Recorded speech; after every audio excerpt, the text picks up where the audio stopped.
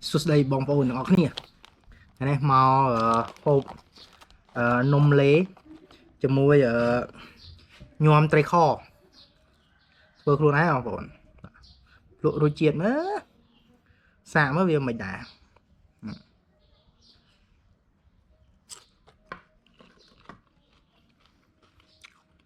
wow em nó được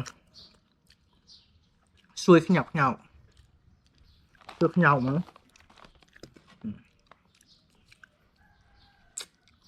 nhom tray kho cho mua nôm lê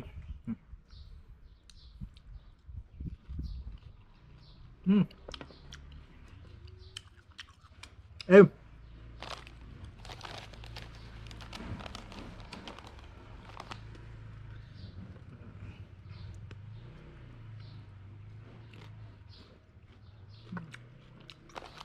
wow. Wow. À hộp mùi ấy nhưng mà ở trong shop này bán phụ mùi hái